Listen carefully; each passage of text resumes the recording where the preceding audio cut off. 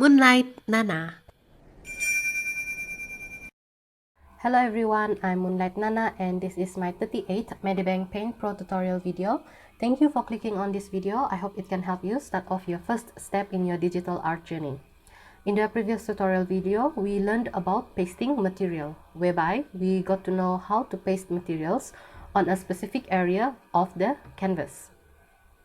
For this Medibang Paint Pro tutorial, I will show you how to change the color of the pasted material and edit item materials. Also, please remember that we are still under the topic of Medibang Cloud Service, but for this time, an internet connection is optional. If that's clear, then let's start. As you see in the material window, most of these materials are black and white. There are of course colored materials too, like these ones, or the premium material ones. But then, even though most are black and white, you can still color them, you know. There are of course two ways to do this, and I'm going to show you how to apply color on the materials. Now take a look at the canvas now. These are the pasted materials that we did in the previous tutorial video. We'll be using this as demonstration. So we have several materials pasted on this layer and all are black and white, or at least different shades of gray. Let's color this pasted material.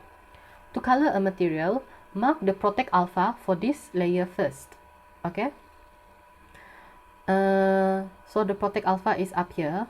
When the Protect Alpha is enabled, only the existing drawings on the layer can be edited or changed. Please refer to Medibang tutorial 30 to learn more about the Protect Alpha. Anyway, right now I've enabled the Protect Alpha over here for this layer. I shall proceed to pick a color that will replace the black and white of this material over here. So say I just randomly pick a red here, and then I will select this fill tool and then apply it on the material like this. And instantly the material has changed into another color. It actually doesn't have to be the fill tool that does the job. You can use the brush tool also, and then do it like this. You can use any other tool, function, feature, or the likes to put color on the pasted material. Okay, as long as you have this layer marked as the Protect Alpha. Okay, other than the Protect Alpha, you can also use the clipping layer. It works like the Protect Alpha, only that it is in another layer. So I'll make a new layer here, and then I'll set this layer to clipping. So what happens is that this layer is clipped to the layer underneath it, and when I make changes or when I draw on this layer, on this clip layer, only the parts that is drawn on the layer beneath will have changes made upon them. Okay, like this and this. Okay, if you don't know or remember about the clipping, you may refer to Medibang tutorial 30. That video also covers the topic of clipping layer. So these are the two ways on how you can change the color of the material. You must activate the Protect Alpha on that layer or make a clipping layer first. Then you can change the color. If you don't activate the Protect Alpha or the clipping layer, so say for this one I'll deactivate this, what is this Protect Alpha, and then this is what is going to happen if you don't use the Protect Alpha to make to change the color of the material. Okay, so then it's not like what you'd hope or you'd expect when you want to change the color of a pasted material.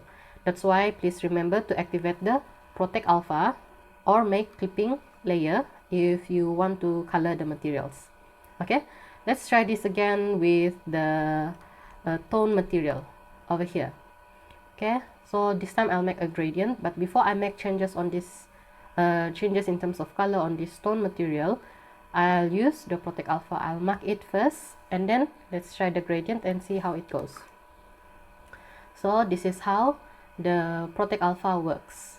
We have the gradient for blue and red here, and it is only applied on the pasted material. on that layer.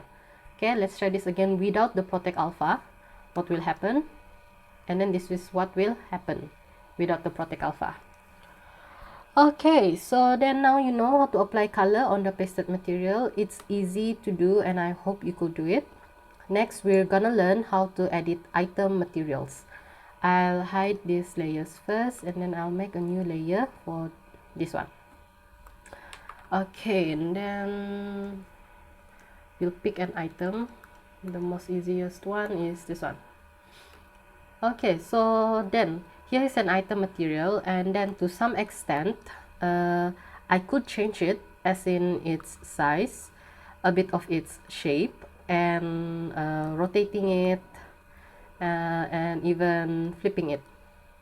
Okay, but then other than this, there aren't any or much changes I could do other than those that I just showed before.